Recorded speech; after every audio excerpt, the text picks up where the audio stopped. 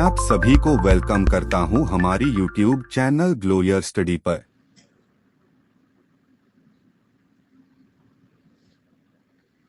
नमस्कार दोस्तों, नमस्कार, गुड इवनिंग, वेलकम। नमस्कार बच्चों, गुड इवनिंग, वेलकम। सब लोग कैसे हैं भाई? आप बेटा एक बार कंफर्म कर दीजिए, आप सब तक मेरी आवाज ठीक से आ पा रही है?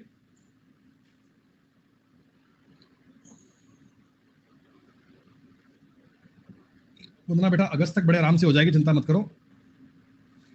सिर्फ ऐसे कोर्स पूरा करने की बात नहीं है, हम लोग कोशिश ये कर रहे हैं बेटा कि जितने भी टॉपिक आप लोग पढ़ो ना, उनमें 100% आपकी कमांड हो।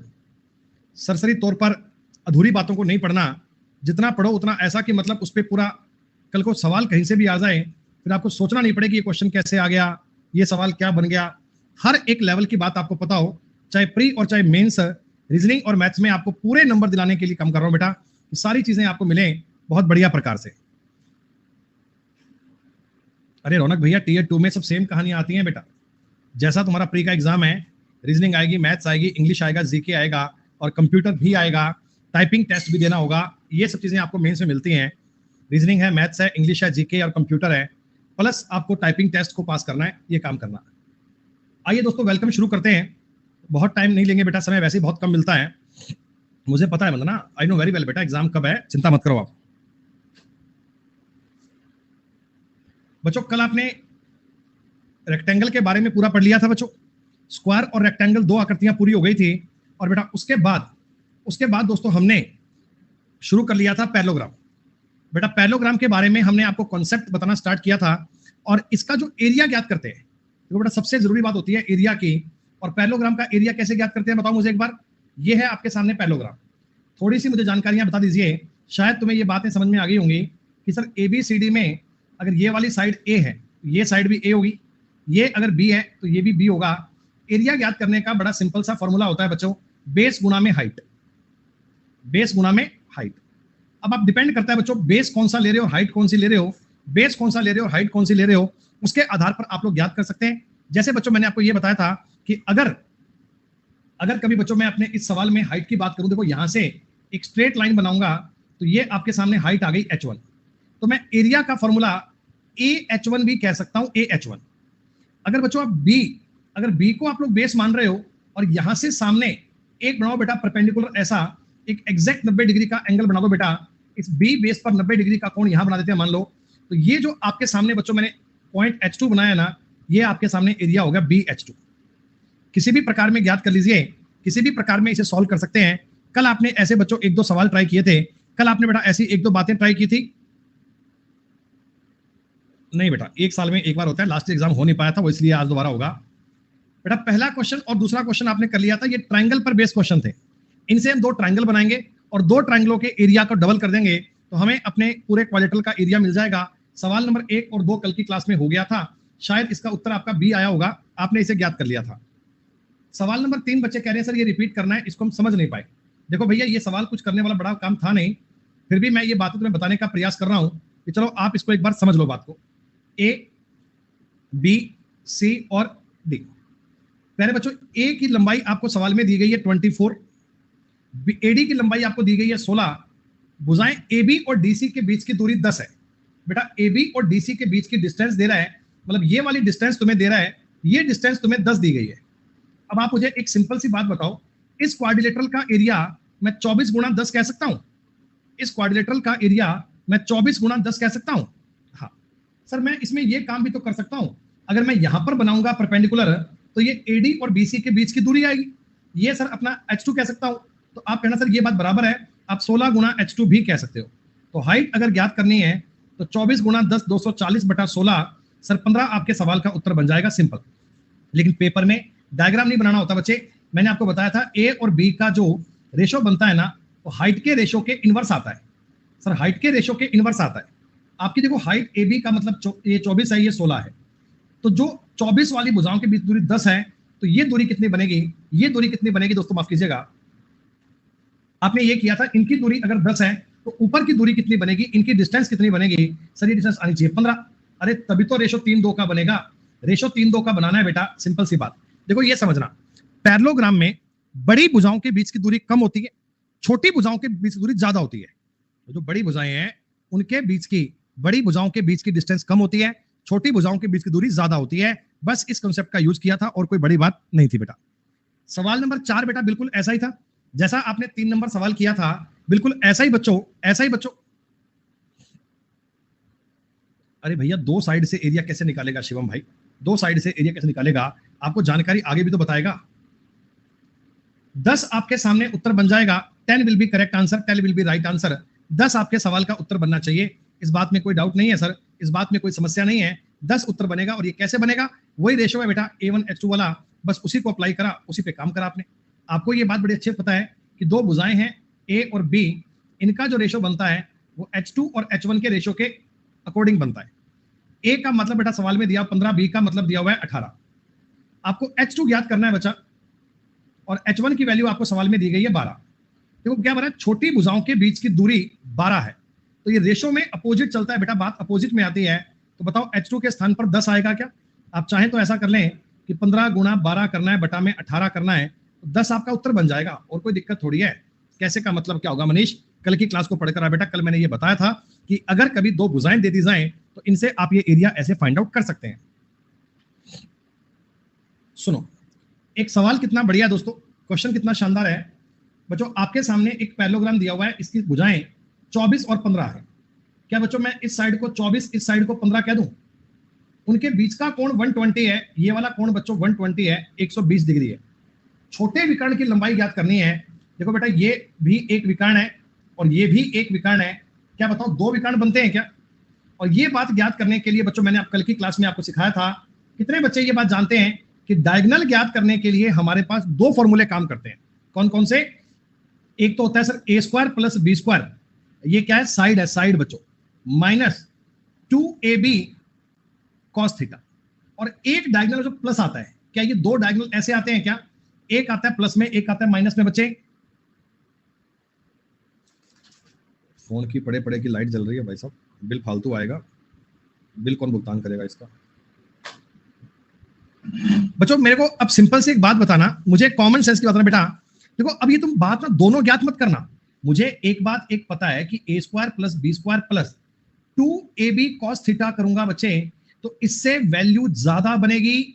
और एक बच्चों अगर मैं A square plus B square minus 2AB cos theta करूंगा तो इससे वैल्यू क्या बनेगी? दोनों बातें आप जानते हैं, या दोनों बातें बेटा आपको अंडरस्टैंड है, लेकिन थीटा के मान पे डिपेंड करेगा ना, ठीक है।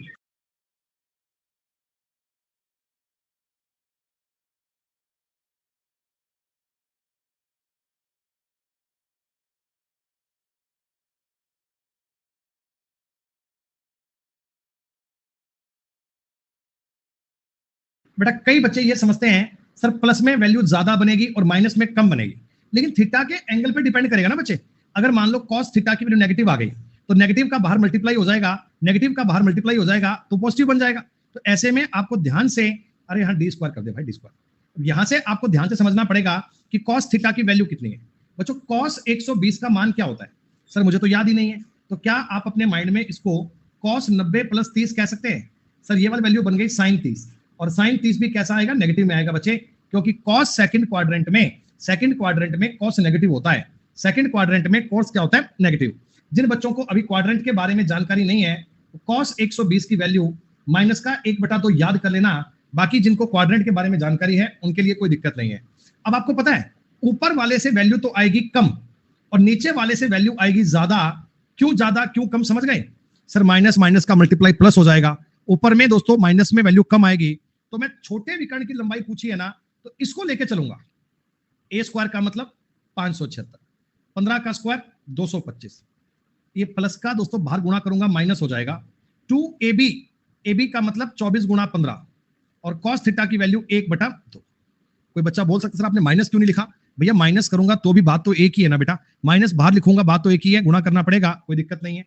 सर ये 2 से 2 आपका कैंसिल आउट हो गया। 576 में 225 जोड़ेंगे, 6 5 11 का मतलब 1 आंसिल, 8 और 2 10 का मतलब 1 आंसिल, 5 और 2 7, सॉरी 8। सर 801 बन रहा है और माइनस करना पड़ेगा 360, ये आ गया दोस्तों 441। रूट लोगे, उत्तर सवाल का 21 बन गया। रूट लोगे ना बेटा, डायगोनल मैंने लास्ट क्लास में ज्ञात करना बताया था, दोनों में से आपको कैलकुलेट करना आना चाहिए बेटा दोनों में से बात आपको काउंट करनी आनी चाहिए, डायगोनल ज्ञात करने का मेथड काउंट होना चाहिए। रोम्बस, पैरेललोग्राम, ये डिफरेंट डिफरेंट फिगर होती हैं। पैरेललोग्राम के दोनों डायगोनल कभी बराबर नहीं होते हैं, एक छोटा एक बड़ा होगा, दोनों की वैल्यू हम ऐसे ज्ञात कर सकते हैं। सवाल में जानकारी आपको दी जाएगी। Is it clear? सवाल नंबर 5 सबका क्लियर है बच्चों? मैंने आपको जो डायगोनल ज्ञात करना बताया था उसमें मैंने एक फॉर्मूला ये भी तो सिखाया था कि d1 और d2 का जो स्क्वायर आता है ना, इनका सम 2 गुना आप a square plus b square कैसे डायरेक्ट करते बेटा? ऐसा नहीं कि डायगोनल ज्ञात करते फिरोगे, d1 और d2 का स्क्वायर जोड़ना हो तो 2 गुना a square plus b square कर दीजिए। जिसको ये वैल्यू, देखो ये क्वेश्चन मेंस के पेपर में आया दोस्तों, ये सवाल मेंस के पेपर में आ रखा है। मैंने प्रीवियस ईयर सवाल तो कोई छोड़े ही नहीं है बेटा, पूरे प्यार से आपके सामने सीट में सवाल डाल दिए हैं। मैंने ये टीम को सख्त बोल रखा है, भाई क्वेश्चन कोई बचना नहीं चाहिए, कोई भी सवाल ऐसा ना हो जो बच्चा देखे उसको लगे कि पेपर में सवाल आ जाए तो नया आ गया। नया कुछ नहीं होगा, जो कुछ होगा क्लास के कंटेंट में से होगा। जैसा भी एग्जाम बनेगा क्लास में से बनेगा, इसके बाहर बन नहीं पाएगा बच्चे। सुनो प्यारे बच्चों, आपको एक बात दिख रही है, आपको मैंने देखो डायग्राम मैं सिर्फ आपको समझाने के लिए बता रहा हूं, एक्चुअल में आपको डायग्राम बनाने की नीड नहीं है बच्चों। मैंने आपको एक जानकारी दी है कि आप एक बात को समझ लेना कि भाई मेरे पास शीर्ष लंब आधार का दुगना है। मैं कहीं भी मान लो, कोई दिक्कत नहीं है, समझने की बात है बेटा। शीर्ष लंब ये वाला आधार का दुगना है बच्चों, ये है क्या? अरे बताओ ये बात है क्या? हाँ सर, मेरे अकॉर्डिंग एरिया बन रहा है 2, सवाल के अकॉर्डिंग एरिया बन रहा है 338, एरिया में 169 का मल्टीप्लाई कर रखा है, तो साइड में तुमको 13 का मल्टीप्लाई करना पड़ेगा। क्या भुजा आपकी 13 बन जाएगी बेटा? घर पे आपने सवाल किया होगा, आपसे बन गया होगा। बिना झूठ बोले ईमानदारी से बताओ कितने बच्चों ने इस सवाल को ऐसे किया था, बिना एक्स माने किया था? वो बताओ कि सर हमने एक्स नहीं माना, डायरेक्ट सवाल कर दिया ऐसा। बहुत बढ़िया, ऐसे किया जिन्होंने, वो धीमे धीमे मान लो बेटा मैथ्स पे अपना माइंड कंफर्ट कर रहे हैं, मैथ्स में अपनी चीजों को अच्छे से डिफाइन कर रहे हैं बच्चे। सर आधार उसकी ऊंचाई से दुगना लंबा है, जो आधार है ना, ये ऊंचाई अगर 1 है, आधार ये है बेटा। मेरे अकॉर्डिंग एरिया बन रहा है 2, तुम्हारे अकॉर्डिंग एरिया बन रहा है 144। क्या तुमने 72 गुणा किया है? इसका मतलब साइड तुमने पूछा है ऊंचाई, 1 की वैल्यू पूछी है। क्या बच्चों इसका रूट करोगे 6√2 आएगा, तो 6√2 इसका उत्तर आ गया। ये आपने हाइट पूछी थी बेटा, और अगर मैं इसका बेस पूछता तो बेस की वैल्यू आती 12√2। आपको दोनों बातें याद करनी आनी चाहिए, आपको सवाल पे सब बातें समझ में आनी चाहिए। मैं आपसे हाइट पूछ लूं, मैं आपसे एरिया पूछ लूं, मैं आपसे बात पूछ लूं, कोई भी, सब चीजें आपके दिमाग में तेज गति में दौड़नी चाहिए। एक बालक कह रहा है गुरुजी इसमें हमें 20 सवाल दिए हैं। 20 तो बहुत है बेटा, तुम कहीं भी ट्राई कर लेना, पैरेललोग्राम के 20 सवाल तुम्हें बहुत हैं। इतने सवाल पेपर में इसके आते नहीं है, जितने आज तक पेपर में आए हैं मैंने सारे डाल दिए हैं। 4-5 साल में मिलाकर मुझे 20 सवाल मिले हैं बेटा, और 20 भी पूरे नहीं मिले। इसका एरिया 300 है, ए बी और सी डी के बीच की दूरी 20 है बच्चों। ये पूरी लाइन आपको दी गई है 20, ये लाइन तुम्हें दी गई है 20। बीसी और एडी के बीच की दूरी 30 है। सर बीसी और एडी के बीच की दूरी 30 है, ये बीसी है और ये एडी है। क्या इनके बीच की दूरी ये वाली 30 मान लूं क्या? अरे बताओ बेटा, ये बात आपको इतनी समझ में आ रही है? इतनी बात में कोई दिक्कत नहीं है? हाँ, अब मुझे जब एरिया पता है तो सब कुछ पता है। आप ये बताओ दोस्तों, अगर ये वाली लाइन याद करनी हो, अरे मैं ए बी गुणा 20 करूंगा तो भी तो 300 आना चाहिए। सर इसका मतलब ए बी का मान तो 15 बनेगा। दोस्तों अगर मैं इसको बेस मान लूंगा, बीसी गुणा अगर मैं 30 कर दूंगा तो भी 300 आना चाहिए। सर बीसी का मान तो 10 बन जाएगा। भाई मुझे पता है ये लाइन बनेगी 15 और ये बनेगा 10। सर पेरीमीटर कितना बनेगा? 2 गुणा 15 प्लस 10, 25 गुना 50, आपका उत्तर बन गया। एमटीएस के लेवल की बात है, ये एमटीएस का पेपर है, ये सवाल करोगे तो मल्टीटास्किंग स्टाफ में भर्ती होने के लायक हो, और ये तो तुम्हें आना ही चाहिए बेटा। एक और सवाल है, कितना बढ़िया क्वेश्चन है बेटा, कितना शानदार सवाल है, इसमें तो आपको डाउट करने की बात ही नहीं है। अच्छा वैसे मुझे एक छोटी सी बात बताना, तुम्हें शायद पता होगा, तुम ऐसे तो अच्छे बच्चे हो, बड़े प्यारे बच्चे हो, मेरे को लगता है कि पढ़ने वाले बच्चे हो तुम लोग, बाकी कई बार मेरी बात गलत भी हो जाती है, पता नहीं चलता। बच्चों ये ट्राइंगल है एबीसी। ज्योमेट्री में ना आपने एक एमपीटी पढ़ा होता है, एमपीटी, इसे बोलते हैं mid point theorem. Mid point theorem, मध्य बिंदु प्रमेय। मध्य बिंदु प्रमेय क्या होता है बच्चों? अगर मैं ए बी का कोई मध्य बिंदु मान लूं P, मैं AC का भी मिड पॉइंट मान लूं Q, अगर बच्चों मैं PQ को मिलाऊंगा ना, ये लाइन मिलाऊंगा ना, तो ये लाइन डेफिनेटली BC का हाफ बनेगी पक्का। ये जो BC है ना, इसका आधा बनेगा। ये किसी भी ट्राइंगल के लिए यूनिवर्सल ट्रुथ होता है, ये MPT होती है बच्चे, मिड पॉइंट थ्योरम होती है। क्लियर? ये मैंने क्यों बताया कि इस सवाल में इसका यूज होगा। 10वां क्वेश्चन आपने घर पे पढ़ा होगा, शायद नहीं पढ़ा तो कोई बात नहीं, अब हम कर लेंगे बेटा। मैं तुम्हें बहुत ढंग से ये बात समझाने की कोशिश कर रहा हूं। प्यारे बच्चों, मेरे सामने एक पैरेललोग्राम है ABCD, ठीक है जी।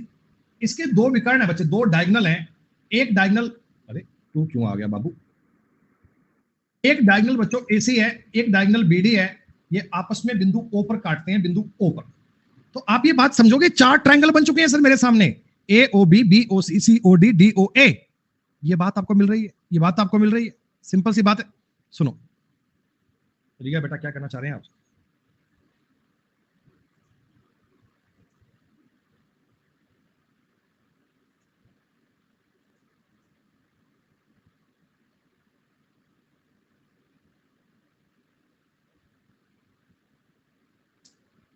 अच्छा, कैटेगरी वाइज लिस्ट की बात कर रहे हैं। नीतीश कुमार आपके भाई हैं, ऑल इंडिया 4 रैंक है, कैटेगरी वाइज है। बेटा किस कैटेगरी की बात है ये? जनरल में। बहुत ही शानदार बेटा, बहुत ही बढ़िया रिया। तो ये आपके भाई ने जो मेहनत करी बेटा, बता पाएंगे कहां से कैसे इन्होंने पढ़ी है?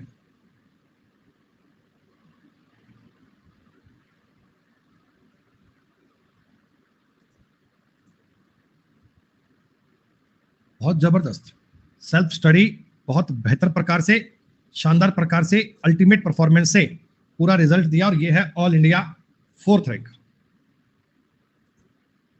अभी इनसे बात करेंगे लास्ट में बेटा, लास्ट में इनसे डिस्कस करेंगे। फिलहाल एक बार के लिए सवाल देखो, ध्यान दो। ए अभी लास्ट में चर्चा करेंगे, अभी क्वेश्चन चल रहा है बीच में, सुनिएगा। विकास बेटा, मैंने ये क्वेरी डाल दी है, मैंने ये बेटा क्वेरी राइज कर दी है कि जो ये डायग्राम बनते हैं बाद में हट जाते हैं, तो उस पर टीम काम कर रही है, उम्मीद है हल हो जाएगा। एक बार सुनिएगा, EFGH बच्चों, AO का मध्य बिंदु है E। देखो एग्जैक्ट मिड पॉइंट की बात कर रहा है। DO का मध्य बिंदु है F, इसका मध्य बिंदु है G, इसका मध्य बिंदु है बच्चों H। चारों तुमने मिड पॉइंट मिलाए हैं बच्चों, चारों तुमने ये मिड पॉइंट मिलाए हैं, चारों ये मध्य बिंदु मिलाए हैं दोस्तों। अब एक बात मुझे सिंपल से बता दो ना यार, ये जो EF होगा, EF बच्चों, EF की लंबाई होगी, क्या वो AD का हाफ होगा? क्या वो AD का आधा बनेगा? सर ये AD है, इसका हाफ बनेगा। क्यों? क्योंकि मिड पॉइंट थ्योरम है। इस ट्रायंगल को देखो ना, इस ट्रायंगल में MPT काम कर रही है। सर EH भी कितना होगा? सर EH तो AB का हाफ बनेगा। सर HG कितना होगा? HG, सर HG BC का हाफ बनेगा।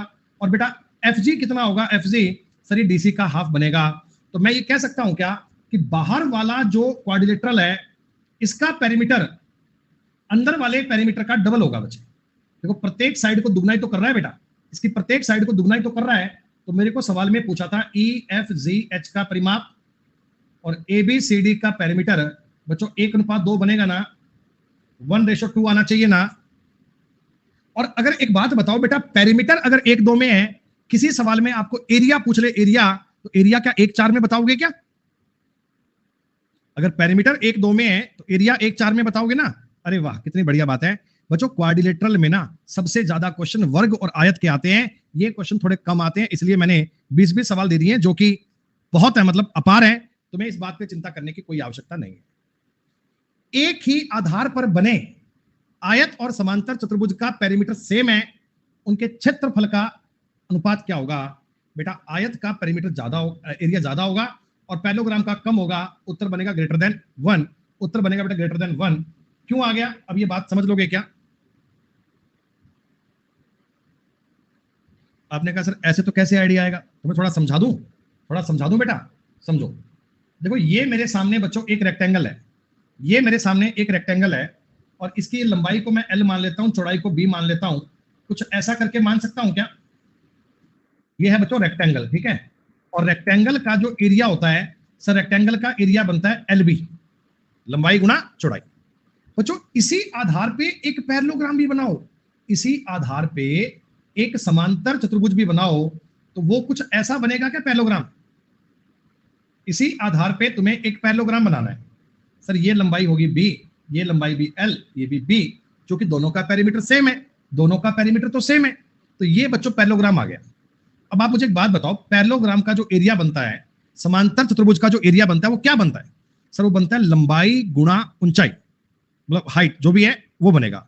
तो अगर मैं इसकी हाइट ज्ञात करना चाहता हूं बेटा पैरेललोग्राम की, ये इसकी हाइट आएगी। तो ये इसकी हाइट आएगी ना, ये इसकी हाइट आएगी, ठीक है। अब आप मुझे एक छोटी सी बात बताना, ये वाला एंगल जो आएगा बेटा, ये वाला कोण जो आएगा, इसको मैं थीटा मान लेता हूं, इसको थीटा मान लेता हूं। तो आप जरा इस हाइट को मैं लिख रहा हूं एच, हाइट लिख रहा हूं बेटा एच। तो आप मुझे एक छोटी सी बात बताना, समझदार बच्चे हो, ये जो आपके सामने एक ट्राइंगल बन गया, क्या बच्चों एक राइट एंगल ट्राइंगल है क्या? और राइट एंगल ट्राइंगल में बेटा कौन सा ऐसा रेशो है जो तुम्हें हाइपोटेनियस और परपेंडिकुलर का रेशो बताएगा? कर्ण और लंब के बीच में कौन बताता है रिलेशन? आप कहना सर साइन बताएगा, sine theta. Sir sine theta बताएगा, साइन थीटा बताएगा, क्या बताएगा साइन थीटा? ये बताएगा सर परपेंडिकुलर अपॉन हाइपोटेनियस, ये होता है। मतलब यहां से अगर मैं हाइट ज्ञात करता हूं तो बी साइन थीटा कह सकता हूं, बी साइन थीटा। हाँ, यहां से बच्चों इसका एरिया होता है आधार गुणा ऊंचाई। आधार अगर मैं एल मानता हूं तो ऊंचाई की वैल्यू बी साइन थीटा बन गई क्या? अरे ऊंचाई की वैल्यू बी साइन थीटा बन गई क्या? बी साइन थीटा बन गई क्या? Very good sir. इसका मतलब देखो, अब ये थीटा का एंगल आपको दिख रहा है 90 डिग्री से कम है। थीटा एक ऐसा एंगल है जो 90 डिग्री से कम है। और बच्चों साइन 0 से अगर मैं साइन 90 की बात करता हूं तो मान बताओ बेटा 1 से कम ही आता है क्या? साइन 90 की वैल्यू होती है 1, साइन 90 की वैल्यू होती है 1। अगर 90 से छोटा कोई एंगल है ना तो उसकी वैल्यू 1 से कम आती है। दिस इज लेस देन 1, ये 1 से कम आएगा।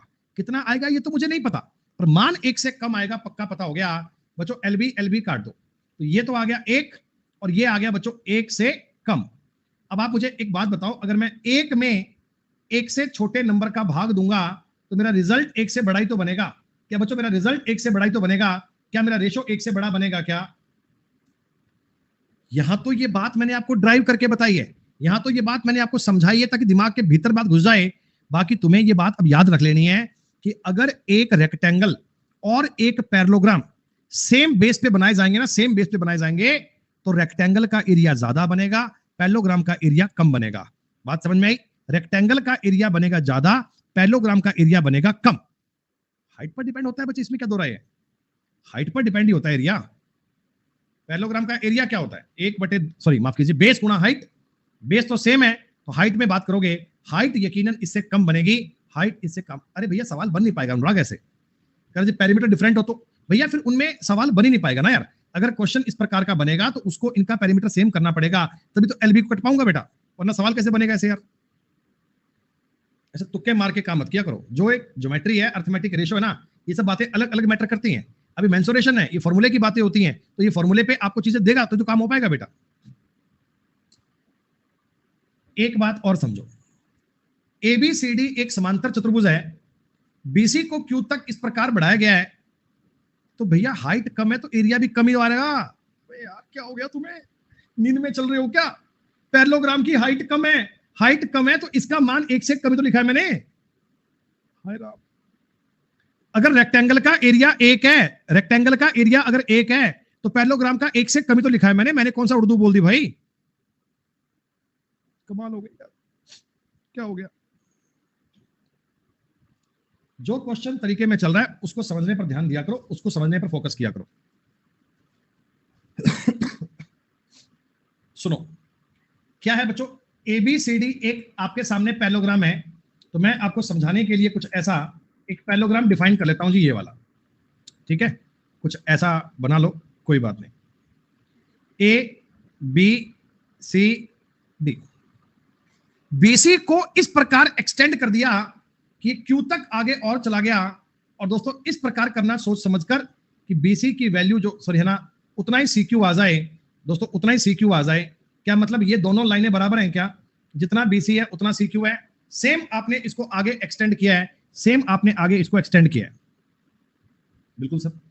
अच्छा एक काम करता हूं, मेरे को ऑप्शन दे रहा है ABC DC Q, DC Q को मिलाओ बेटा और एबीसी को मिलाओ।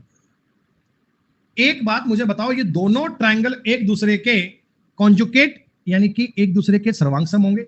जी हाँ। कैसे भैया? ये लाइन बराबर है, ये लाइन बराबर है, डीसी और एबी तो बराबर होते ही हैं, डीसी और एबी तो बराबर होते ही हैं बेटा, डीसी और एबी तो इक्वल होते ही हैं क्योंकि ये एक पैरेललोग्राम है।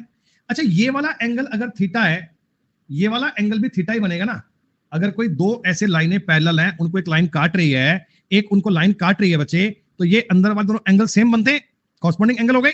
जी हाँ। अब प्यारे बच्चों आप मुझे बता दीजिए, साइड एंगल साइड के थ्योरम से, साइड एंगल साइड के थ्योरम से क्या triangle A B C congruent होगा ट्राइंगल डी सी क्यू के? सर्वांगसम बोलते हैं बेटा, सर्वांगसम। इसका मतलब सारे अंग सेम है, सारी चीजें एकदम सेम है और सब कुछ सेम है, तो दोनों ट्रायंगल का एरिया भी सेम आएगा, दोनों ट्रायंगल का एरिया भी बराबर आएगा। ज्योमेट्री में, मेंसुरेशन में कई चीजें आपको सवाल में दिख जाती हैं। क्या मैं देखकर ही आइडिया पड़ रहा है क्या कि दोनों ट्रायंगल बिल्कुल सेम बनेंगे? सर दोनों ट्रायंगल सेम बनेंगे तो इनका एरिया भी सेम बनेगा। कितना आसान है बताओ। एक और सवाल देखते हैं बच्चों।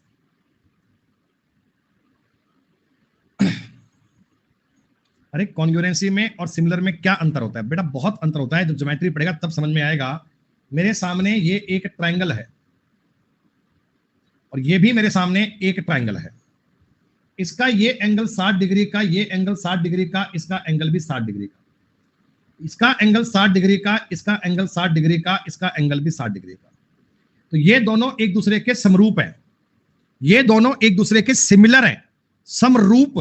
रूप इनका एक जैसा है, वैसे सेम नहीं है।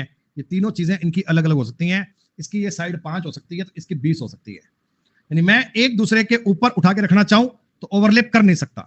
जबकि कॉन्ग्रुएंट क्या होता है? कॉन्ग्रुएंट होता है बिल्कुल सेम, डिट्टो, फोटोकॉपी, दोनों में कोई फर्क नहीं है।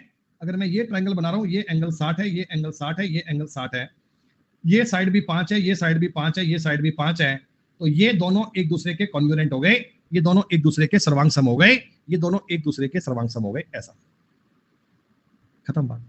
सारे स्क्वायर आपस में होते हैं सिमिलर, सारे सर्किल सिमिलर होते हैं, सारे इक्विलेटरल ट्रायंगल सिमिलर होते हैं, लेकिन आप उनको समरूप कह सकते हैं, कभी सर्वांग सम नहीं कह सकते, ये अलग बात होती। सुनो बेटा, ये ना एक आपका फिक्स कॉन्सेप्ट का सवाल है, हालांकि मैं तुम्हें ये याद भी करवा देता हूं और वैसे ये ड्राइव कैसे हुआ तुम्हें सिखा भी दूंगा, दोनों बातें मैं बताऊंगा। पहले आप मेरी बात समझ लो क्या है। ए बी सी डी बच्चों एक आपके सामने है, क्या बोलते हैं, पैरेललोग्राम। बीसी का मध्य बिंदु क्या है? पी। और सीडी का मध्य बिंदु बच्चों क्या है? क्यू। अब अगर दोस्तों मैं कभी किसी एग्जाम में आपसे इस एपी क्यू का एरिया पूछूं ना, ये जानकारी आपको याद रखनी है बेटा। अगर मैं एपी क्यू का एरिया पूछूं ना, तो डायरेक्ट आप एक नियम याद कर सकते हो कि ट्रायंगल ए पी क्यू का area quadrilateral A B C D के एरिया का रेशो 3/8 होता है।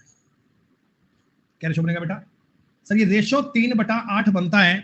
सर रेशो 3/8 बनता है, ये बात तुम्हें याद रखनी है। लेकिन ये कैसे आया तुम्हें अभी बता दूंगा। फिलहाल एक बार ये बात लिख लेना कि अगर ऐसा कभी बनाओ तो रेशो 3/8 का बनेगा। सर ए बी सी का एरिया है 12, ए बी सी इसका हाफ है, हाफ, हाफ का एरिया 12, तो पूरे का एरिया बन गया 24, पूरे का 24, तो एपी क्यू का एरिया कितना बन गया? 9। प्यारे बच्चों एपी क्यू का एरिया 9 बनना चाहिए, एपी क्यू का एरिया 9 बनना चाहिए। फिलहाल मुझे बताओ जितना मैंने लिखा है उतना समझ में आ गया? अगर आपके मन में ये कंफ्यूजन है, अगर आपके मन में ये डाउट है कि सर ये कैसे हो गया, तो मैं आपको स्पष्ट करके बताऊंगा, उस बात की चिंता आप मत करो, उसकी चिंता मुझे आप ज्यादा हद से। पर आप पेपर में आए ना तो डायरेक्ट याद कर लो भी इसका मिड पॉइंट इसका मिड पॉइंट मिलाओगे तो एपी क्यू का पूरे से एरिया 3:8 में बनेगा, 3:8 में बनेगा। ऐसा क्लियर? अब सुनो, अब मैं तुम्हें इसकी कहानी बता रहा हूं कि आखिर ऐसा क्यों हुआ। आखिर ऐसा क्यों हुआ, ये जानकारी समझोगे ना तो पूरी आकृति को बड़े अच्छे से निचोड़ पाओगे, पूरी आकृति को बड़े अच्छे से निचोड़ पाओगे। प्यारे बच्चों ये मेरे सामने एक क्वाड्रिलेटरल है A B C D, A B C D मेरे सामने एक क्वाड्रिलेटरल है। इसका मैंने मिड पॉइंट लिया P, इसका मैंने मिड पॉइंट लिया Q। कोई बात नहीं, एक मेरा ये डायगोनल है, एक मेरा ये डायगोनल है। क्या ये दोनों डायगोनल के बारे में आपको बात पता है क्या? क्या दोनों डायगोनल के बारे में आप जानते हैं क्या? चलिए मैं डायगोनल की बात बाद में करूंगा। मैं तो आपसे जो जानना चाहता हूं ना बेटा, वो ये जानना चाहता हूं कि मेरे को इन दोनों के मिड पॉइंट मिले हैं और इस वाले ट्रायंगल की बात करनी है, ऐसा इस वाले ट्रायंगल की बात करनी है। ये बात मेरी हिट लिस्ट पे है, ये बात मेरी हिट लिस्ट पे है। सवाल में जो पॉइंट मुझे दिया गया, सवाल में जो जानकारी दी गई ना, वो ये दी गई कि ट्रायंगल ए बी सी का एरिया 12 सेंटीमीटर स्क्वायर है। अगर एबीसी का एरिया 12 है दोस्तों, तो एडीसी का एरिया भी 12 ही बनेगा। और क्वाड्रिलेटरल पैरेललोग्राम एबीसीडी का एरिया 24 सेंटीमीटर स्क्वायर बनेगा क्या? इतनी बात में तो कोई डाउट नहीं है बच्चों, आपको इतनी बात में तो आपत्ति नहीं है? भैया डायगोनल 2 हिस्से करता है, दोनों इक्वल इक्वल पार्ट में टूटता है, दोनों इक्वल इक्वल पार्ट में टूटता है, इस बात में तो कोई दो राय नहीं है।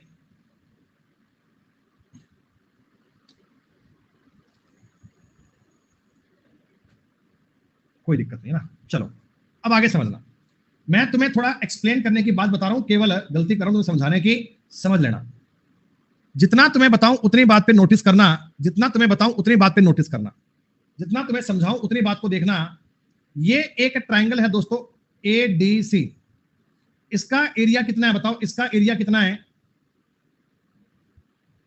अरे इसका एरिया कितना है? 12। अच्छा 12 है क्या? अच्छा इसमें तुमने मान लो AQ एक सीवियन खींच दी बेटा, AQ एक सीवियन खींच दी तो सामने वाली भुजा को इक्वल दो दो पार्ट में तोड़ रही है, सामने वाली भुजा को इक्वल दो दो पार्ट में तोड़ रही है। तो सर इसका यानी ADQ का एरिया 6 लिख दूं? ADQ का एरिया भी 6 सर, और AQC का एरिया भी 6 है। हालांकि तुमको AQC की नीड तो नहीं है, मैं सिर्फ इतना बता रहा हूं कि ऊपर वाला एरिया 6 बनेगा। कैसे बन गया समझ में आ गया? और बिल्कुल ऐसी थ्योरम नीचे लगा दो, बिल्कुल ऐसी थ्योरम नीचे लगा दो सर, बिल्कुल ऐसा ही काम नीचे कर दो सर। ये APB का एरिया भी 6 बनेगा क्या? किसी बच्चे को बात पे डाउट नहीं आना चाहिए। भैया डाउट आए तो अभी बोल देना, पूरा सवाल करने के बाद बोलोगे ना रिपीट करो तो बात का बड़ा आनंद नहीं आएगा। अगर आप चाहते हैं ठीक से समझना तो इस बात को जरा दिमाग में बिठा लीजिए, इस बात को समझ लीजिए। ये जानकारी है बच्चों 6, और ऐसी जानकारी ये भी 6। और आप समझ लेना कि कभी फ्यूचर में इस प्रकार की बातें बने ना तो आपको पूरा क्वेश्चन कैलकुलेट करना आना चाहिए। ये लो बेटा, यहां तक की बात बच्चे बच्चे के समझ में आ गई? यहां तक की बात बच्चे बच्चे के समझ में आ गई क्या? अच्छा एक बात मुझे और बताना मेरे बाबू, मैं क्या करता हूं ना, ऐसे ही नादान बालक हूं, BC को मिला रहा हूं, BC को BD को, मैंने BD को मिलाया। जब मैंने BD को मिलाया ना, मैंने इधर गौर से देखा, जब ट्रायंगल BCD को देख रहा हूं, जब ट्रायंगल BCD को देख रहा हूं तो बच्चों ये इनके मिड पॉइंट मिल रहे हैं क्या? अरे ये इनके बताओ बेटा मिड पॉइंट मिल रहे हैं क्या? इसका मिड पॉइंट, इसका मिड पॉइंट। तो क्या यहां पर MPT काम कर सकती है? MPT mid point theorem? हाँ सर, इस पर हमारी नजर नहीं गई, बाकी मिड पॉइंट थ्योरम तो है ही है। तो इसका मतलब आप मुझे बताओ, ये वाली भुजा, अगर BD भुजा को मैं एक बार 2 मान लेता हूं तो ये वाली भुजा 1 होनी चाहिए क्या? हाँ सर, हाँ सर, ये वाली भुजा 1 होनी चाहिए सर, ये बात हमें समझ में आ गई। अच्छा साइड का रेशो 2:1 में है, साइड का रेशो 2:1 में है, तो एरिया 4:1 में जाएगा क्या? एरिया 4:1 में जाएगा क्या? आप कहोगे हाँ सर एरिया भी 4:1 में जाता है, सर एरिया भी 4:1 में जाता है। अच्छा ये पूरा BDC का एरिया लिख के बताऊं, BDC का एरिया और ट्रायंगल CQP का एरिया ना 4:1 में। अच्छा BDC का मतलब आधा, क्वाड्रिलेटरल आधा, आधा मतलब 12, तो ये वाला एरिया 3 बनेगा क्या बच्चों? इस एरिया को 3 कह सकते हो क्या? CQP का एरिया 3 आ गया क्या? CQP का एरिया 3 आ गया क्या बच्चों? और अगर मेरे दोस्त CQP का एरिया 3 आया ना, अगर दोस्तों CQP का एरिया अगर 3 आया ना, तो आपने तुरंत अपनी बात को सॉल्व कर लिया।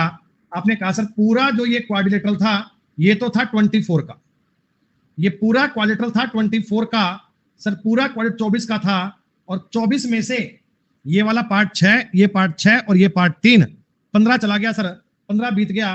तो मेरे को चाहिए ट्रायंगल APQ, क्या APQ का एरिया 9 आ गया? ये होती है एक्सप्लेनेशन, जहां मैंने आपको सारे ट्रायंगल के बारे में बता दिया। दोस्तों प्रीवियस ईयर में सवाल AQP का तो आया हुआ है, AQP का तो आया हुआ है, लेकिन अगर कभी निकट भविष्य में आगे सवाल QCP का आ जाए तो भी ज्ञात कर पाओगे ना? तो भी आपको बात समझ में आ गई ना?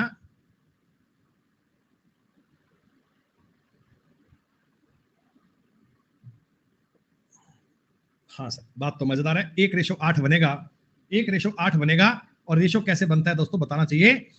ये होती है टॉपिक की अंडरस्टैंडिंग, जो मैं आपके दिमाग में पैदा करने की कोशिश कर रहा हूं। ABCD बच्चों एक समांतर चतुर्भुज है। E भुजा CD पर मध्य बिंदु है। F AE और विकर्ण BD का प्रतिच्छेद बिंदु है। AFB का एरिया 22 दिया हुआ है, BEC का एरिया 12 दिया हुआ है, DEF का एरिया पूछा गया है। दोस्तों पहले तो आकृति बनाओ। देखो ये सवाल ऐसे होते हैं बेटा कि आकृति बनाए बिना तो बेटा इन पर कोई बात समझ नहीं आएगी, कहना क्या चाह रहा सवाल मुझे समझ में नहीं आएगा। चलो मैंने आकृति बना दी, एग्जामिनर की बात को सुनकर आप भी मेरे साथ साथ ये आकृति को समझना। सर ई ना ई CD का मिड पॉइंट है, ये दोस्तों बिल्कुल बनाना पड़ेगा भाई, बिल्कुल बनाना पड़ेगा अमन, और कोई तरीका नहीं है दोस्त, क्योंकि कुछ भी कह सकता है यार, ये ई की बजाय ई को यहां मान सकता है तो आकृति पलट जाएगी। तुम्हें सवाल को समझना पड़ेगा, ट्राई टू अंडरस्टैंड। और भुजा सॉरी एफ भुजा AE, अब भुजा AE बोला है तो इसका मतलब ए को ई से मिलाओगे और विकर्ण BD को मिलाओगे बेटा, इनका प्रतिच्छेद बिंदु F है, यानी ये वाला पॉइंट F है क्या? अब E कहां था, F कहां था, मुझे कौन सा सपने आएंगे बेटा? अरे E कहां था, F कहां था, मुझे कौन सा सपने आएंगे? यही तो बताएगा एग्जामिनर। E को यहां लिखना है, F को यहां लिखना है दोस्तों। जी हाँ, अब जरा बिल्कुल मिलता है भैया, रफ पेपर मिलता है, पेन मिलता है, सब मिलता है एग्जाम में, चिंता मत करो। AFB का एरिया 22 है, AFB का एरिया दोस्तों 22 है, ये 22 है, ओके। और BEC कहां है? BEC, अब BEC को भी मिलाओ बेटा, यार कितनी आकृतियां देखो बढ़िया से दी हैं। BEC का एरिया भी आपको सवाल में दिया हुआ है 12। बच्चों BEC का एरिया दे दिया 12। पूछा क्या भाई, पूछा क्या तुम्हें? पूछा है DEF, यानी मेरे को ये वाला एरिया बताना है। कोई आदमी ऐसा जादू कर जाए कि ऐसा कान में आके मंत्र फूक जाए कि मैं इस DEF को ढूंढ लूं ना बेटा, मेरा जीवन सफल हो जाए। सिर्फ एक बार मुझे इतना बता दो बेटा, क्या तुमको ये डायग्राम समझ में आया क्या? क्या तुमको ये बात समझ में आई क्या?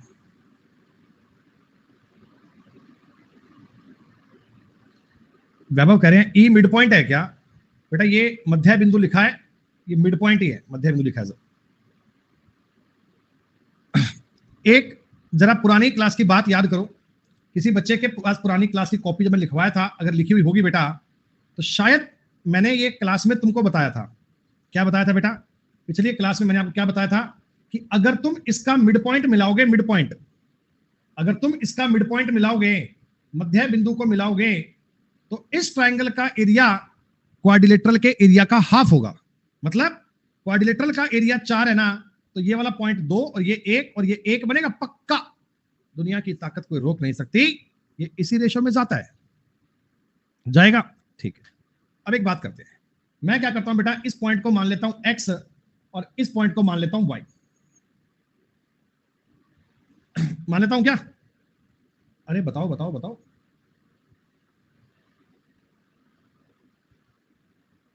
आपने कहा हाँ सर मान लो, मुझे कोई फर्क नहीं पड़ता, मुझे कोई फर्क नहीं पड़ता।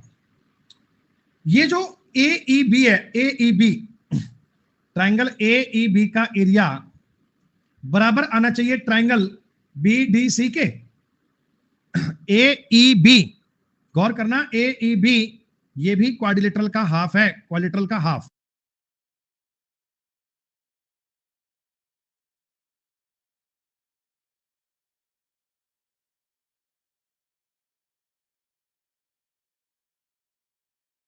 अभी ले जाओ ऑफिस से आगे, चाबी चाबी घर पे ना कार की, हाँ तो दे दो घर से, कोई नहीं। उसको बोलना भी चाबी ले जा, गार्ड को बोलना, और हमारी पार्किंग में कार लगा के चाबी कर देना, उठ देना, है ना। उसको बोलना जो पार्किंग है हमारी B40 की, उसी में लगाना गाड़ी वाली।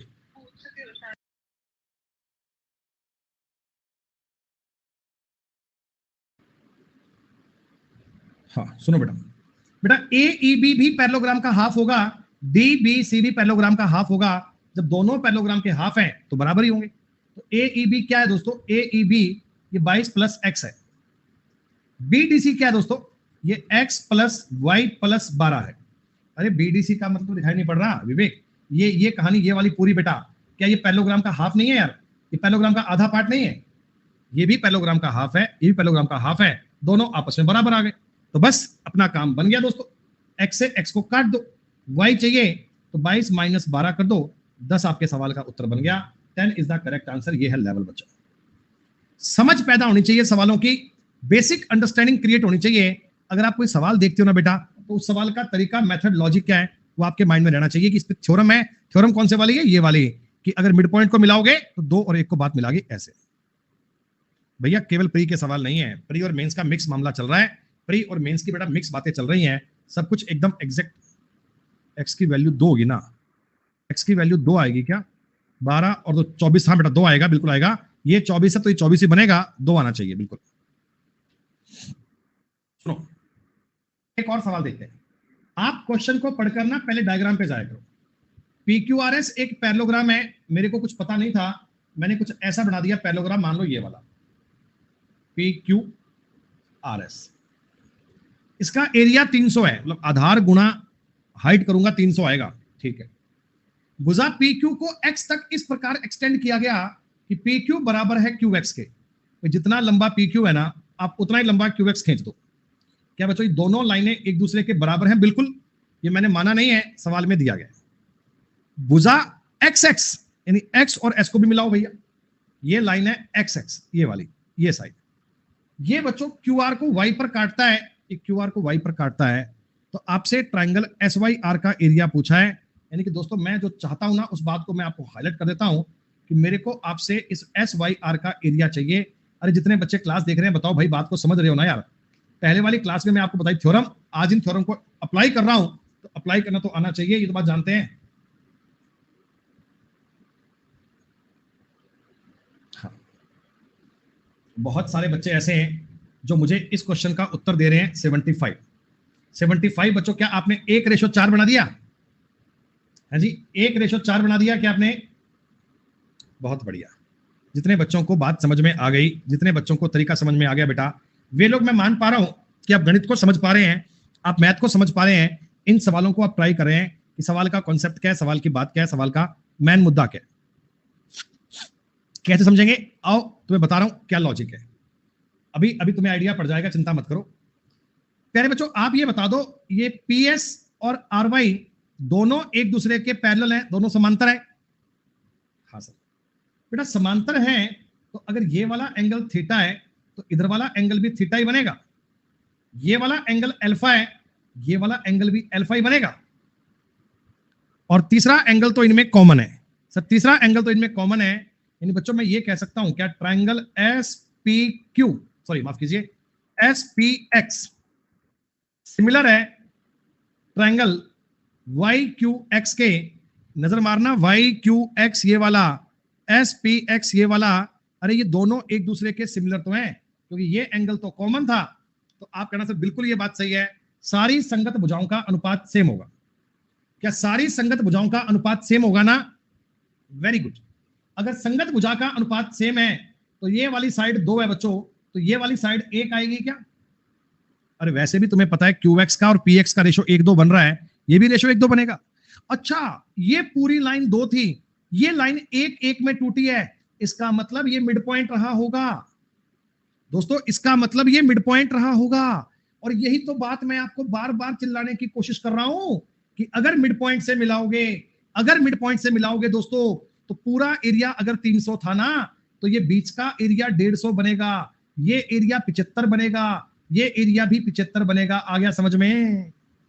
अरे वाह सर, अब तो सवाल समझ पा रहे हैं। बस थ्योरम थोड़ी सी याद हो जाए ना, और ये याद कब होंगी? जब 2-3 बार आप इनका रिवीजन करोगे, खुद से सवाल बनाओगे, खुद से डायग्राम बनाओगे, लाइनें खींचोगे, लाइन दाएं बाएं जाएगी, कुछ करोगे ना, तब सवाल बनने लगेंगे बेटा। अगर तुम खाली क्लास देखकर छोड़ दोगे कि हाँ यार ठीक है क्लास में करवाया था हो गया, तो बेटा कल तक भी याद नहीं रहेगा।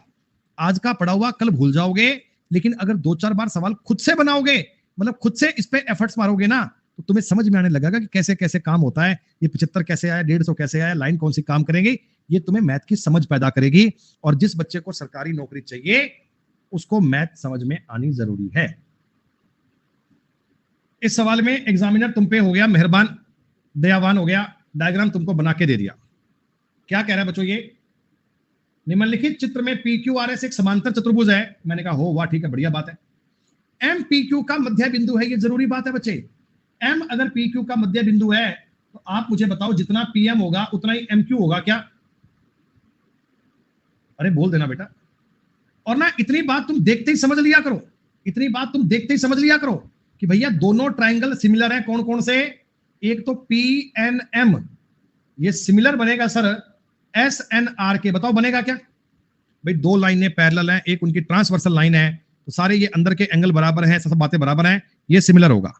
अच्छा एक बात मुझे बताओ, ये अगर Pn की लंबाई 1 है तो Sn की लंबाई 2 आएगी। Sn अगर 2 आएगा तो ये ऊपर का भी 1 आएगा क्या? मतलब ऐसा रेशो की बात कर रहा हूं मैं, सिर्फ आपको रेशो समझाने का प्रयास कर रहा हूं भाई। कोई बात नहीं, आगे देखते हैं।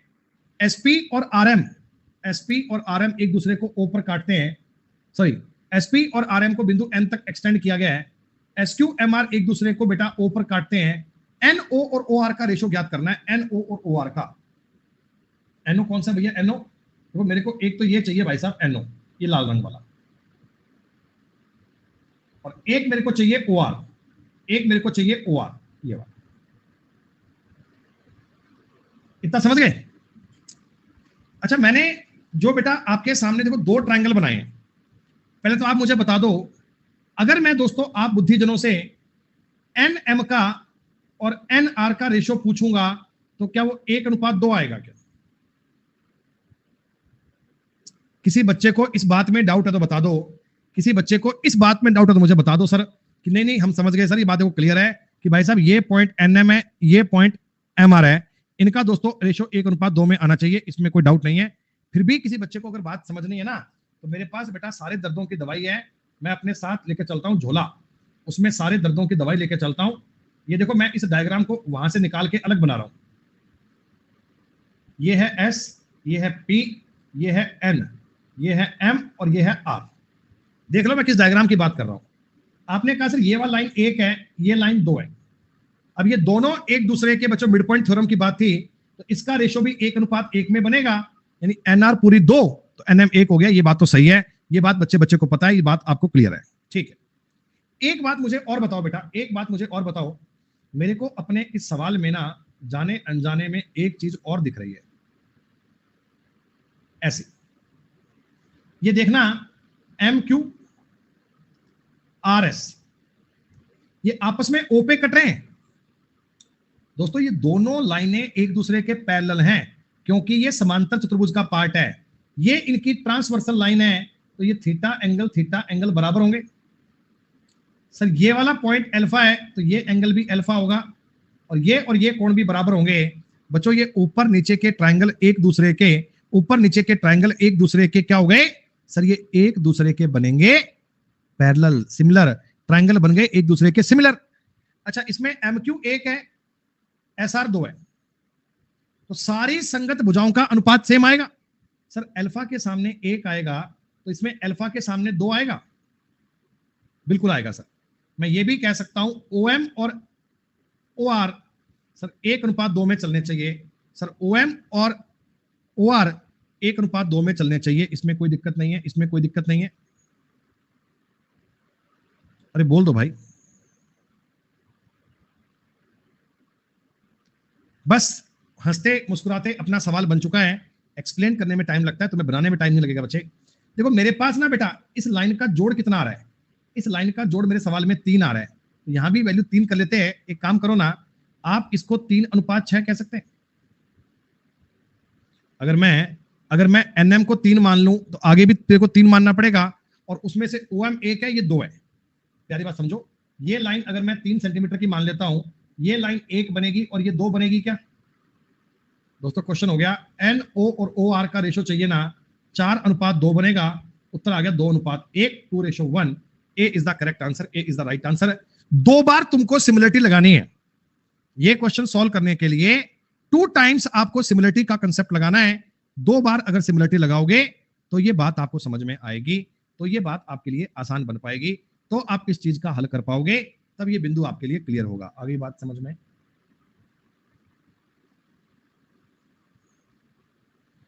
आज दोस्तों 7:30 बजे ना, 7:15 बजे अपन ने YouTube पे एक सेशन रखा है आपके लिए, काफी बढ़िया एक सेशन रखा है जो आप सबके लिए काफी जरूरी सेशन है, एक बहुत बढ़िया बहुत प्यारा सेशन होगा, वो आप अटेंड करना, तब आपको पता लगेगा कि क्या यूज है, किस बारे में है। अभी नहीं बताऊंगा बेटा, लिंक मैंने टेलीग्राम पे डाल दिया है, आप 7:15 बजे उसको ज्वाइन करना, मजा आएगा।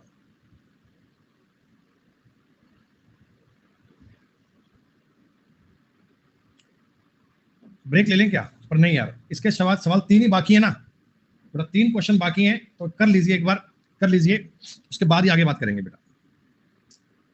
मैं क्या थोड़ा चीजों को ले गया गंभीरता में, थोड़ा टफ करवा दिया मैंने। PQRS एक समांतर चतुर्भुज है, ये PQRS है। 1 घंटा बीत गया, मुझे खुद पता नहीं चला, वो तो पानी खत्म हो गया तो मुझे फील हुआ कि भाई 1 घंटा पूरा होने वाला हो गया। बिंदु ए समांतर चतुर्भुज के अंदर स्थित है। बेटा बिंदु ए इसके ना अंदर है, पता नहीं कहां है, कैसा है पता नहीं। ट्रायंगल PAQ PAS, अच्छा ये सब सारे ट्रायंगल मिला दो इससे। ऐसा ये दोस्तों, ये इसके अंदर स्थित है, ये इसके अंदर स्थित है, और ये इनके 3 पार्ट के एरिया दिए हुए हैं और 1 पार्ट का एरिया पूछा है। तुम सवाल को टफ क्यों कर रहे हो बेटा? तुम एक काम करो ना यार, डायगोनल इक्वल थोड़ी होते ना। हाँ ठीक है, कोई बात नहीं, 4 मिड पॉइंट तो नहीं है, ऐसे करके मिला दो बेटा, कोई बात नहीं, पॉइंट कहीं भी हो सकता है, कोई दिक्कत नहीं है। PAQ, ये पॉइंट ए था, PAQ का एरिया दिया हुआ है 21, PAS का एरिया दिया हुआ है 27, QAR ये रहा, इसका एरिया दिया हुआ है 48, और ये वाला एरिया तुमसे पूछा गया है, RS का तुमसे एरिया पूछा गया है, सही है क्या? नहीं मिड पॉइंट नहीं है बेटा शिवानी, कहीं भी हो सकता है, कहीं भी हो सकता है, इसके बारे में कुछ पता नहीं है, ये कहीं भी आ सकता है। तो आप ये बात जान लेना कि अगर कभी इस प्रकार की बात आए, अगर कभी इस प्रकार का पॉइंट आए, तो आमने सामने का एरिया हमेशा इक्वल बनेगा। पैरेललोग्राम में आमने सामने का एरिया इक्वल बनेगा। x प्लस 21 और 27 प्लस 48 ये बनेगा बराबर, ये 21 वहां जाएगा, 6 बचेगा, 48 और 6 54 हो गया, मामला खत्म। ये सवाल पेपर में पूछा हुआ नहीं है, आगे कभी पूछ सकता, ध्यान रखना एग्जाम के हिसाब से, जरूरी बात है, एक नया कॉन्सेप्ट है। मिड पॉइंट नहीं है, एक कहीं भी हो सकता है, तिरछा आड़ा टेढ़ा मेढ़ा कैसा भी, तो ये आमने सामने के एरिया बराबर होते हैं, इसे प्रूव करने की नीड नहीं है। एक समांतर चतुर्भुज ABCD का क्षेत्रफल 72√3 है। भुजाओं CD और AD की लंबाई 9 सेंटीमीटर और 16 है। CD पर बिंदु P इस प्रकार है कि AP CD पर लंबवत है। त्रिभुज APD का एरिया ज्ञात करना है, APD का। मेरे को सवाल बिल्कुल भी समझ में नहीं आया तो मैंने सोचा डायग्राम बनाता हूं।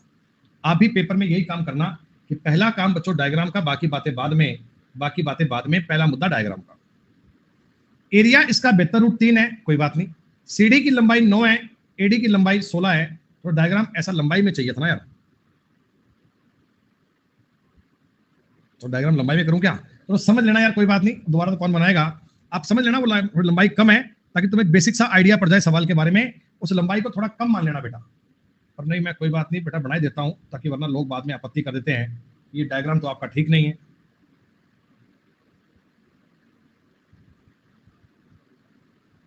ये लो ABCD ऐसे मान लो, सही है, ठीक है। भुजा CD पर एक बिंदु P है, यहां एक बिंदु P है, इस प्रकार है कि AP इस पर लंबवत है।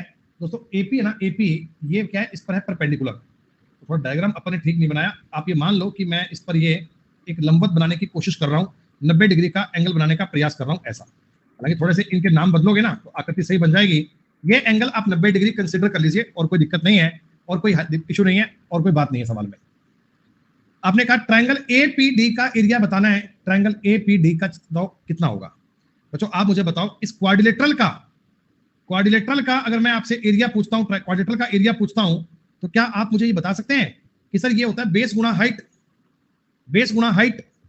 और ये बेस गुणा हाइट है। अगर मैं CD को बेस मान लूं, तो यह AP इसकी हाइट है क्या? सर AP इसकी हाइट है क्या? अरे AP इसकी हाइट है क्या? आधार गुणा ऊंचाई है सर, क्या ये मान सकते हैं क्या? 9 से कटेगा 8 बार, सर AP की वैल्यू आ गई 8√3। AP कितना आ गया सर? AP आ गया जी 8√3। अच्छा तुम्हें एक राइट एंगल ट्रायंगल, मैं इस राइट एंगल ट्रायंगल को दोबारा बनाऊं, ध्यान रखना, P पर राइट एंगल है, D है, A है। इसको देखो बेटा, इसमें AD है 16, ये 90 डिग्री का एंगल है, AP आ रहा है बच्चों 8√3। क्या ये वाली साइड 8 आनी चाहिए क्या? कोई जानता कैसे? भैया हमें एक बात पता है कि अगर एक राइट एंगल ट्रायंगल है, ये साइड दोस्तों अगर 2 है, ये साइड 1 है, इसको √3 आना ही पड़ेगा पाइथागोरस से। अब ये मत करना कि 256 का तुम स्क्वायर करो, 8 का स्क्वायर रूट लो, रेशो समझो बेटा, 2 1 √3 का रेशो बनता है, ये बात बननी चाहिए। तो ये आपके सामने AP की वैल्यू आएगी बच्चों, सॉरी PD की वैल्यू आ जाएगी 8, ठीक। और कभी भी एक राइट एंगल ट्रायंगल का एरिया ज्ञात करना हो, 1/2 गुणा आधार गुणा ऊंचाई करते हैं, 4 बार काटोगे 32√3 आपके सवाल का उत्तर आ गया। सिर्फ उत्तर लिखना काफी नहीं है, उत्तर कैसे आया ये आपको पता लगना चाहिए। मैं उत्तर तक कैसे जाऊं वो कारण समझ में आना चाहिए, वो लॉजिक तुम्हें पता लगना चाहिए।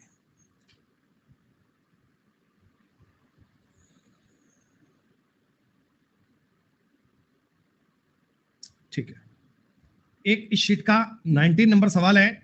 घर पे आपने ये सवाल ट्राई किया होगा बच्चे, क्या बताओ किसी बच्चे से सवाल बन गया ये वाला? थोड़ा कॉम्प्लेक्स है, थोड़ा मुश्किल है, लेकिन ऐसा भी नहीं है कि आप कर ना पाओ। आज तो यार ब्रेक लेना भूल ही गया पन्ना,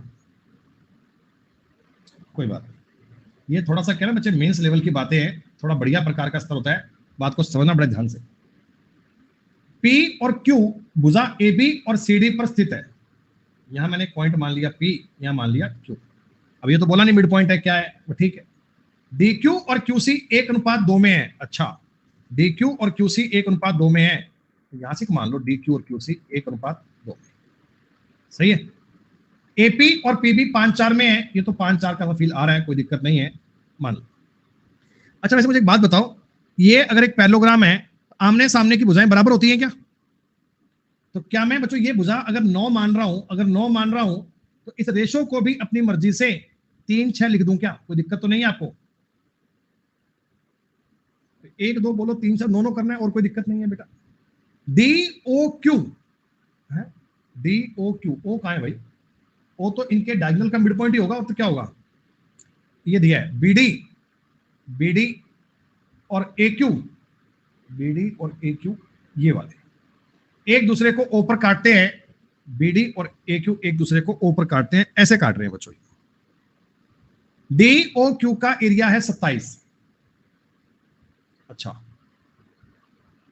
पूछा क्या है भाई? AOP का एरिया। अरे बहुत आसान सवाल है ये तो, मेरे को लगा मुश्किल पड़ गया है। सुनो, अरे ये DQO AOB दोनों एक दूसरे के सिमिलर बनेंगे? सिमिलर, क्या ये दोनों ट्रायंगल एक दूसरे के सिमिलर बनेंगे? क्या लाइनें पैरेलल है, ट्रांसवर्सल लाइन है सर, सिमिलर बनेंगे। अच्छा, इनमें साइड का रेशो क्या रहा है? इसकी साइड आ रही है 3, इसकी साइड आ रही है 9, उसकी साइड 3, इसकी साइड 9। साइड अगर 3 गुना है, साइड अगर 3 गुना है, क्या एरिया 9 गुना आएगा? क्या एरिया 9 गुना आएगा? आप कहना सर ट्रायंगल AOB का एरिया 27 गुना 9 आएगा। ट्रायंगल AOB का एरिया 27 गुना 9 आएगा। अरे भैया भुजाओं का रेशो 1:3 में होता है, एरिया 1:9 में आता है सर, वो 27 ही 9 गुना हो गया। अब दोस्तों आपके मन में एक बात बार बार आ रही होगी, सर आपने हमें एक सीवीएन का कंसेप्ट सिखाया था। सीवीएन सामने वाली भुजा को जिस अनुपात में तोड़ती है, एरिया भी उतने दिमाग में उसी पॉइंट में चल रहा होगा। सर AOP का एरिया बताओ, तो आप कहना 27 गुना 9, अगर 9 की वैल्यू है 5-4-9, तो AOP का एरिया 5 होगा। 27-5 135 सेंटीमीटर स्क्वायर बन गया। सीवीएन के थ्योरम पे सवाल कितना आसान हो गया था, और कोई तरीके पे जाते पता नहीं क्या करते, इससे तो बात बड़ी इजी बन गई सर। इसमें तो सवाल करने में कष्ट नहीं हुआ। मजा आया सवाल करने का तुम्हें? और इन सवालों का खौफ मत खाना कि भाई साहब डर गए सवाल देख के, सवाल प्यारे बहुत हैं।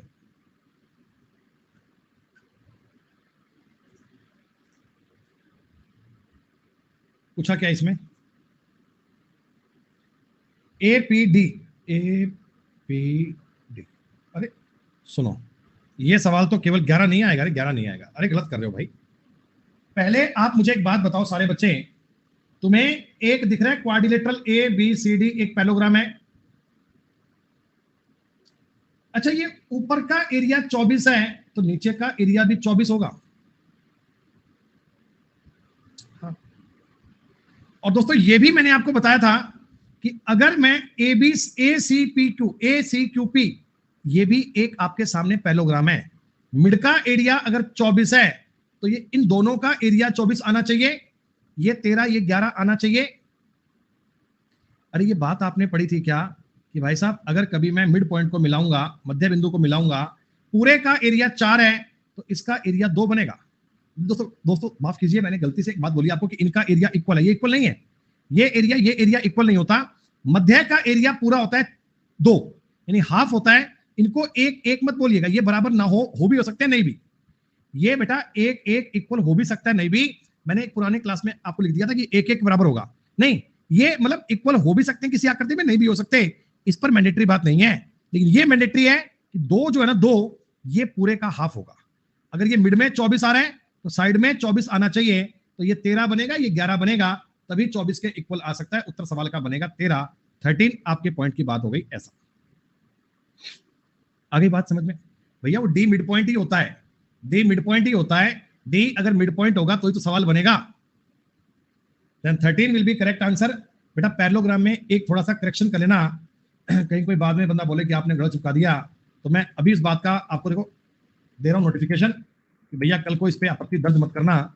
ए बी सी डी ये मान लो आपका मिड पॉइंट है ई, अगर मैं कभी इस लाइन को मिलाऊंगा मिड पॉइंट से, तो पूरे का एरिया अगर मतलब पूरे क्वाड्रेटल का एरिया 2 है ना, तो इसका एरिया बनेगा 1 और 1 बनेगा साइड का एरिया मिलाकर, यानी कि triangle A D E plus triangle B E C का एरिया बराबर होगा ट्रायंगल ए ई बी के एरिया के बराबर। ये दोस्तों आप लोग ट्राई कर लेना, ये दोस्तों बात ट्राई कर लेना। ऐसा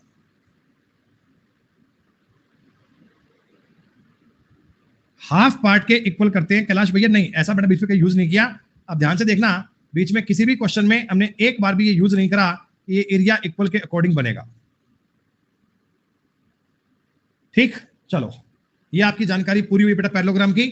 फिर से इसका एक बार रिवीजन कर लीजिएगा बहुत बढ़िया प्रकार से। हाँ बेटा डी मिड पॉइंट होना चाहिए वैभव, 1000 बार बताया बेटा, डी मिड पॉइंट होना चाहिए, डी मिड पॉइंट होगा तभी बात बनेगी, वरना नहीं बनेगी। अरे भैया एंड नहीं, अरे अभी तो कहानी शुरू हुई है, 5 मिनट का ब्रेक ले लो, आधा घंटा पढ़ेंगे उसके बाद। 5 मिनट का ब्रेक ले लो, तुम्हारे कोई सांस चढ़ रहे होंगे उनको ठीक कर लो, और 5 मिनट के बाद दोस्तों अभी पता क्या पढ़ेंगे, आज हम पढ़ेंगे रोम्बस की थ्योरम, आज इसके पढ़ेंगे रूल्स, और रूल्स आपने पढ़ लिए तो क्वेश्चन अपने आप बनेंगे, रूल्स नहीं पढ़े क्वेश्चन नहीं कर पाओगे, तो क्लास अत्यंत आवश्यक है। 5 मिनट के बाद मिलते हैं।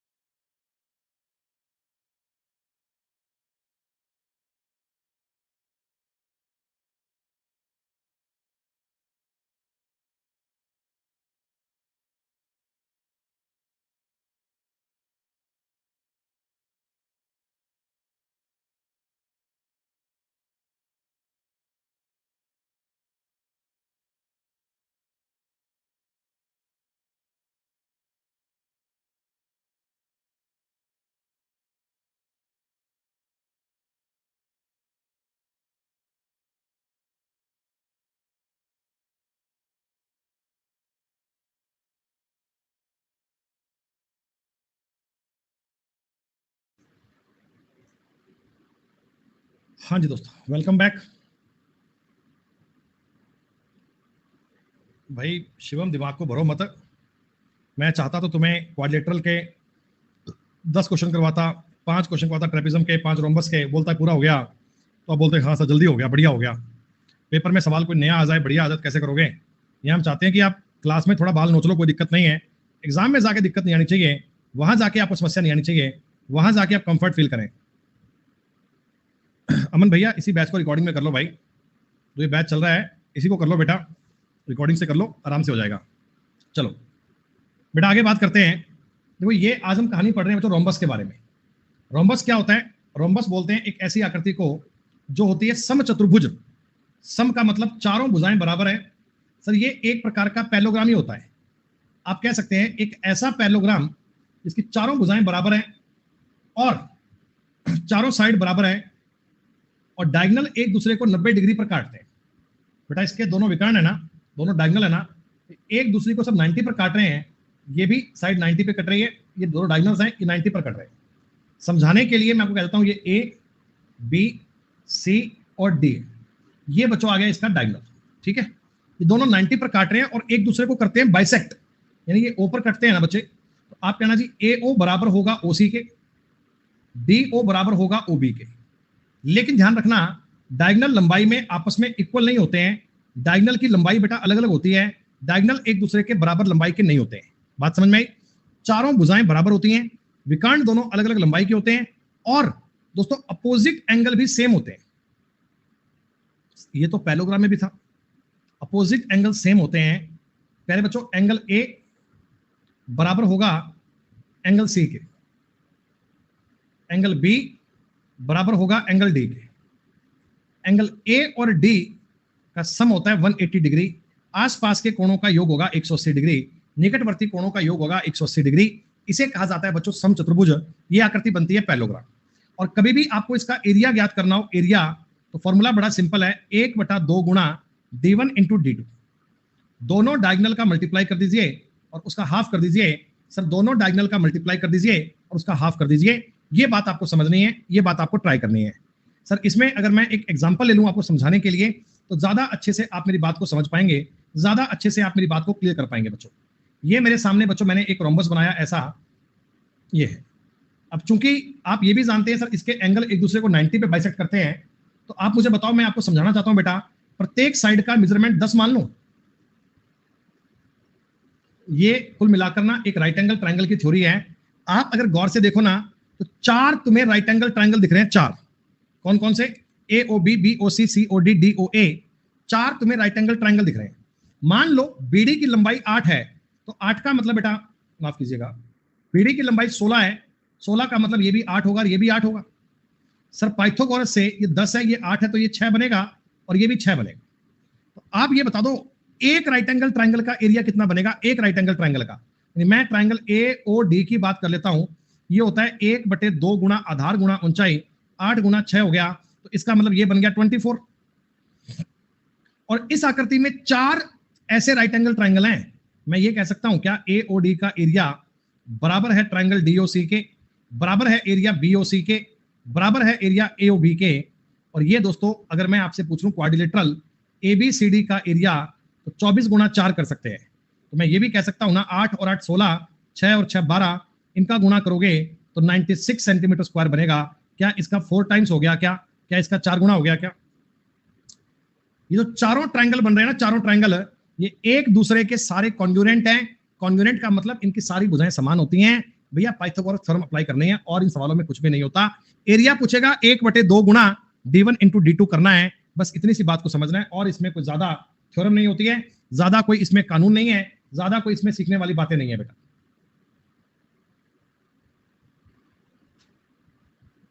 आगे बात समझ, एक आखिरी बात को और समझ लो, एक लास्ट पॉइंट को और समझ लो। मैसेज आ गया भाई का, फ्री कितने बजे होएगा?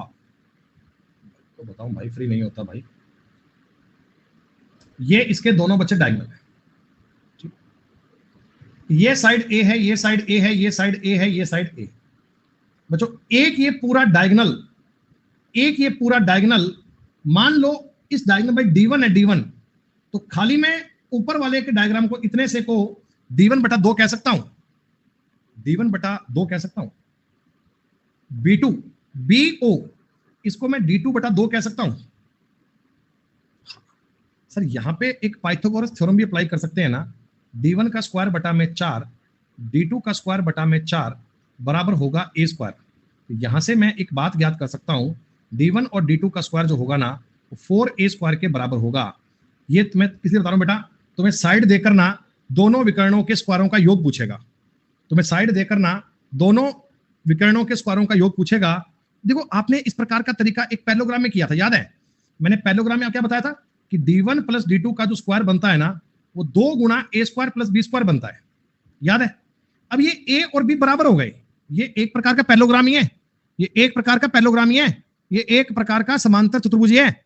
अगर मैं इसमें दोस्तों A और B को इक्वल कर दूंगा तो क्या ये 4A स्क्वायर तो बन गया? अब ये कोई नई बात नहीं है, हमने वहां भी प्रूव कर लिया था, यहां भी कर लिया, एक जैसी बात है सर। आप ये कह सकते हैं rhombus is a kind of parallelogram, ये एक समांतर चतुर्भुज का एक प्रकार होता है। सुनो कुछ बेसिक से सवाल है बेटा, हालांकि इसके सवाल आज आप घर से करके लाओगे, सारी बातें आपको सेल्फ करनी है क्योंकि सवाल बड़े इजी बनेंगे।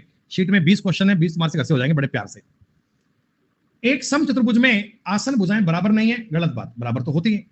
विपरीत कोण सप्लीमेंट्री होते हैं, नहीं, विपरीत कोण तो बराबर होते हैं। डायगोनल बाइसेक्ट अपोजिट एंगल, ये बात सही है बच्चों, डायगोनल सामने वाले कोणों को समद्विभाजित करते हैं, सामने वाले कोणों को बेटा समद्विभाजित करते हैं। और कंजुगेटिव एंगल आर इक्वल, नहीं बेटा, लगातार कोण भी इक्वल नहीं होते हैं, लगातार कोण भी इक्वल नहीं होते हैं। आपका पॉइंट बनेगा C, C is the right answer, C is the correct answer, basic सी बात है, इसमें कोई डाउट नहीं। अब देखो ऐसे सवाल बनेंगे, तुम्हें डायगोनल दिया गया 1 बटा 2 गुणा D1 का मतलब 4 D2 का मतलब 12 या 24 एरिया बन गया। भाई साहब पेपर में पूछा हुआ सवाल है, मजाक नहीं कर रहा हूं मैं। विकिरणों की लंबाई दी गई है और आपको सवाल पूछा बेटा, 16 12 की शक्ल देखकर आपने उत्तर कर दिया 96। 128 करने वालों डंडे से पिटाई हो जाएगी बेटा। अगर तुम्हें 16 और 30 दिया हुआ 15 और 8 17 जो कि 68, सवाल का उत्तर डी बन गया। अरे इसमें तुमसे एरिया नहीं पूछा रहे ना लायक हो, इसमें परिमाप पूछा है, इसमें तुमसे एरिया नहीं पूछा। ऐसे बावड़े होके चल दिए, ऐसे थोड़ी काम होता है कोई यार। मेरे भाई तुमको दिए गए इसके 2 डायगोनल, सर ट्रिपलेट यूज आ गए सर, आ गए।